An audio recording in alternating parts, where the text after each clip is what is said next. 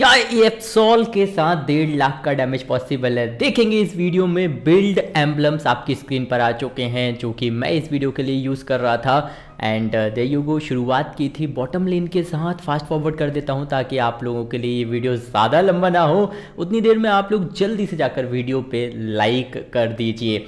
मैंने जैसा कि बताया कि मैं टैग वेट खेल रहा था तो स्टैक करना इंपॉर्टेंट था, इसलिए शुरुआत में ही मेरे को जितने भी गोल्स मिले मैं गया स्टैक किया एंड वहाँ से जल्दी से पीछे भी निकला। इजेक्ट बटन मैं इसीलिए इस्तेमाल कर रहा था ताकि अगर मैं स्टैक करने जाऊँ तो कहीं मैं वहीं पे मर ना जाऊँ।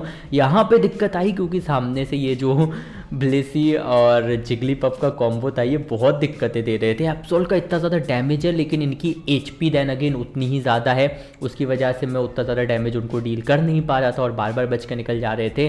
लेकिन मैं समझता था कि समय रहते हमको पीछे निकलना है। अगर आप अर्ली स्टेज में ज़्यादा नॉकआउट्स ले लेंगे तो आपको बहुत सारी दिक्कतों का सामना करना पड़ेगा। मैंने ऑलमोस्ट 5-6 गेम्स खेले थे तब जाकर मैं इतना ज़्यादा अच्छा गेम निकाल पाया था, जिनमें से मैं 3-4 में MVP भी रहा था। लेकिन दिस गेम ये एक ऐसा गेम था जो मुझे लगा भाई ये तो ऑडियंस को दिखाना है। यहाँ पे ये दो आए और इन दोनों को ही मैंने ऑलमोस्ट ख़त्म कर दिया था। लेकिन मैं जानता था कि बेस से ज़्यादा दूर जाऊँगा तो कोई भी सपोर्ट नहीं है अभी मेरे आसपास भी, इसीलिए मैं पीछे हटा। मैंने ब्लिसी का भी नॉकआउट निकाला और शुरुआत में ही मेरे को अच्छा खासा लेवल मिल गया था।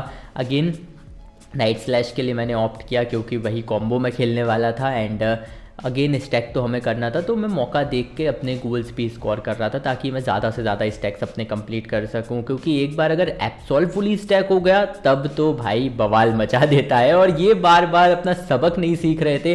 अब तो मेरे पास आ चुके थे, मेरे अटैक्स भी अनलॉक होकर नाइट स्लैश आ गया था, तो अब तो इनको सबक सिखाना था। तो मैंने एक बार फिर ब्लिसी को नॉक किया, फिर ये आ गई जिगलीपफ, मैंने उसको भी नॉकआउट किया। अगेन मैंने 2 की KO स्ट्रीक निकाल ली एंड मेरे को 6 KOs एनर्जी मिल गई थी। मैंने कहा चलो ये मौका नहीं छोड़ना है, यहाँ पे स्टैक करेंगे। मैंने उनका ही बफ चुराया, उनके ही मैंने वाइल्डिंग्स चुराया और मैंने वहीं के वहीं अपना स्टैक कंप्लीट किया। अगेन ये लोग भी अपने स्टैक्स वगैरह में लगे हुए थे, लेकिन अब मैंने कहा अब मैं वापस आ गया हूँ, अब तो रोकना बनता है, इसीलिए मैंने ज़रोरा को भी खत्म कर दिया था। एंड ऐसे ही मैं करता जा रहा था, देखते कितने गेम में हम किल कर पाएंगे। और अगर मेरे 20 से ज़्यादा नॉकआउट हुए तो लाइक करके सब्सक्राइब करना पड़ेगा आप लोगों को, ठीक है ना, सब्सक्राइब करना ही पड़ेगा। तो वीडियो एकदम अंत तक देखना।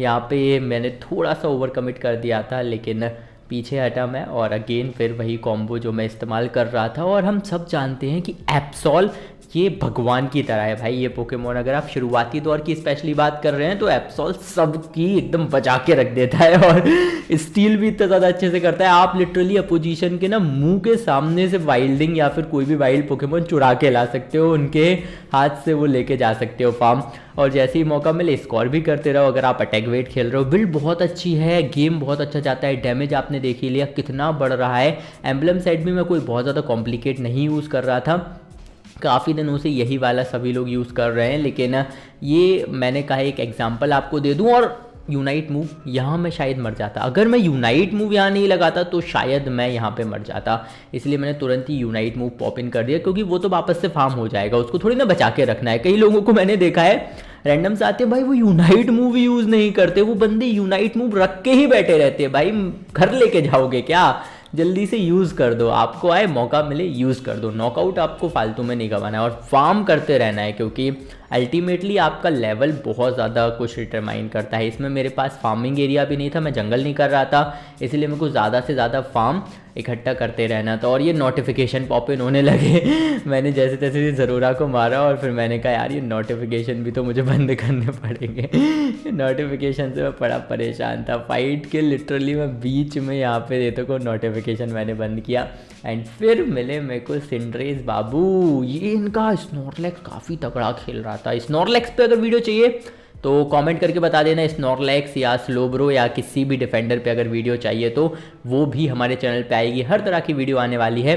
एंड जैसे ही मेरे को बॉल्स मिली मैंने कहा चलो जल्दी से कॉल करते हैं। और अब तक मेरे स्टैक्स कंप्लीट हो चुके थे, मैं बहुत अच्छे लेवल पे था, बहुत ज़्यादा डैमेज दे रहा था, लेकिन ओवर कमिट मैं नहीं कर रहा था क्योंकि मुझे पता है ओवर कमिट मैंने किया और वहाँ पर मेरी दिक्कतें बढ़ ही जाएंगी, इसीलिए बहुत संभल के रहना है। पेस चाहिए आप, 2 बेस का जो ऑप्शन है वो इसीलिए है ताकि आप वापस जाएं, ऐसा नहीं है देखने के लिए नहीं है वो। यहाँ पे ज़रूरा ने यूनाइट मूव लगाया था और फिर भी मैंने इसको पकड़ के मार दिया। माइम था मेरे साथ और आप जानते हैं माइम को जब से बफ मिला है उसके बाद नर्व्स भी काफ़ी आए, लेकिन उसके बावजूद भी माइम बहुत ओपी है। जितना पहले था, इस सीज़न के पहले हमें जो देखने को मिला था उसके कंपैरिजन में माइम अभी भी नर्व्स के बाद भी बहुत ज़्यादा अच्छा है। और यहाँ पे गोल डाल रहे थे, माइम ने अपना यूनाइट पॉप इन कर दिया, तो मैंने कहा चलो थोड़ा आगे जाते हैं, इनको मारने की कोशिश करेंगे। मैंने भी अपना यूनाइट पॉप इन कर दिया, क्योंकि मैं बोली था बचा के नहीं रखना है, भले आप सिर्फ ज़िंदा रह सकते हैं तो भी यूनाइट यूज़ कर लो, हाँ, लेकिन रेक्वाजा फाइट के तुरंत पहले कभी यूज़ मत करना, वरना वो वेस्ट हो जाता है। यहाँ पे मैंने उन दोनों को बढ़िया तरीके से नॉकआउट भी निकाल दिया, मेरा काम भी हो गया,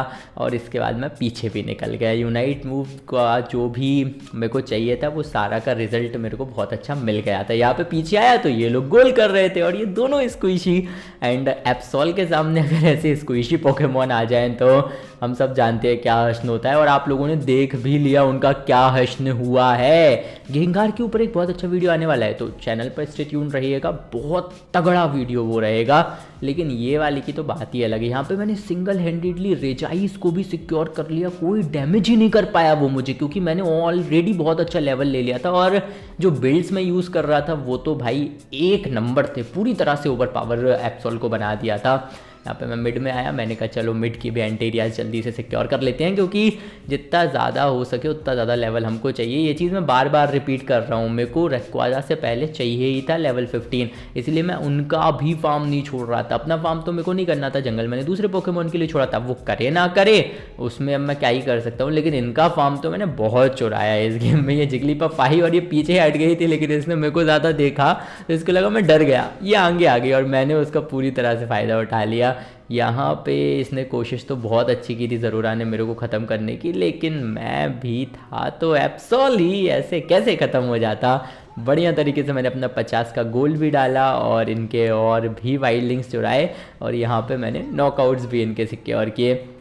इन लोगों को ना थोड़ा सा जलील कर दिया था मैंने, इतना ज़्यादा। यहाँ मैंने ये यूनाइट मूव पूरा वेस्ट कर दिया था, आप लोग भी देख के समझ गए होंगे, लेकिन वो मैंने पॉप कर दिया। मेरे को रिस्क नहीं लेना था कोई भी, क्योंकि अब वो क्रूशियल कंडीशन है, यहाँ से रिस्क लूँगा तो मेरे लिए दिक्कतें पड़ेंगी। और ये रेक्वाजा फाइट के मैंने थोड़ा ना कम टाइम रह गया था, तब मैंने पॉप इन कर दिया। मेरे को पॉप इन करना नहीं चाहिए था, एटलीस्ट 1 मिनट, अगर है 3 मिनट मार्क से पहले पहले तक आप कर दो, लेकिन 3 मिनट मार्क के बाद अपने यूनाइट मूव्स को बचा के रखो, वही बेटर रहता है। तो ये जो यूनाइट मूव मैंने पॉप इन किया, इसकी वजह से मुझे दिक्कतें हुई ज़रूर, लेकिन यहाँ मैंने इन दोनों को बहुत अच्छा चकमा दिया, और मैं फिर पीछे भी आया, जो कि गलती थी मेरी, क्योंकि ज़ारोरा ने ना मेरे से तंग आके मेरे ऊपर यूनाइट मूव लगा दिया और मेरे को यहाँ पे नॉक कर दिया। अगर वो यूनाइट नहीं लगाता तो मैं फिर से बच के निकल जाता, उसको भी पता थी ये बात, इसीलिए उसने कहा रुक बेटे रुक, तेज चलता है।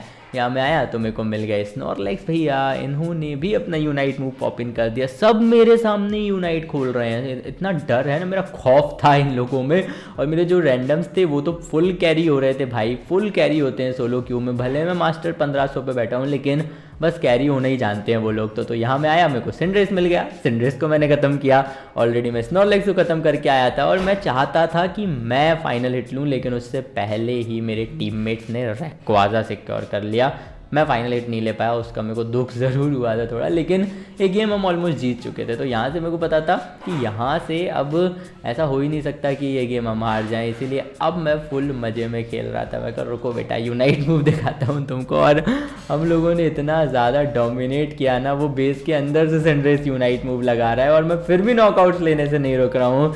सिल्वियन हमारा नॉकआउट लेने से नहीं रुक रहा है, गोल पे गोल दागे जा रहे हैं। And that was it guys, I hope you guys enjoyed the video. Build बहुत अच्छा है, यूज़ ज़रूर करना। वीडियो पसंद आया तो लाइक करना एंड सब्सक्राइब करना इस चैनल को for more such amazing Pokemon unite videos. And साथ ही साथ बाकी की वीडियोज़ भी चेक कीजिए, एंड में डाल दूंगा, आई बटन में डाल दूंगा। I hope you guys really enjoyed it, क्योंकि अंत तक इन लोगों को मैंने छोड़ा नहीं था, इनका पीछा नहीं छोड़ा था।